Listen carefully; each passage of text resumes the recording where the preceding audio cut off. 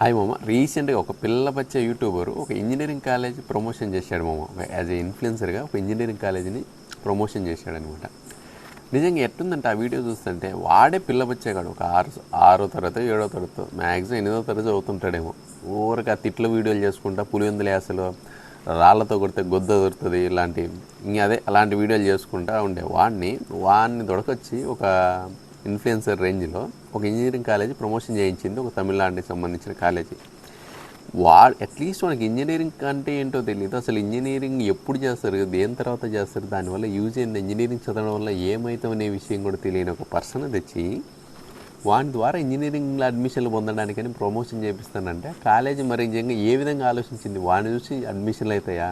At least వాడు నిజంగా BTech అయిపోయినోడో లేకపోతే ఆల్రెడీ ఇంజనీరింగ్ కంప్లీట్ చేస్తే లేదా చదువుతున్నోడితో చేయిస్తే ఒక రకంగా ఉంటుంది. కానీ అట్లీస్ట్ వానికి అసలు ఇంకా ఒక 10th కూడా పాస్ కాలేని పర్సన్ చేత ఇంజనీరింగ్ అడ్మిషన్ల గురించి ప్రమోషన్ చేయిస్తే అంటే అంత జనాలు గొర్రెలాగా కనపడుతున్నారు చూసేవాళ్ళు. వాడిని చూసి పోయి ఇంజనీరింగ్ కాలేజీలో అడ్మిషన్లు తీసుకుంటారు. నిజంగా ఇలాంటి చూసినప్పుడు అనిపిస్తుంది జనాలు కూడా మరి చూసే వాళ్ళకి ఇంత కామెడీ కనపడుతున్నారా వీళ్ళకి.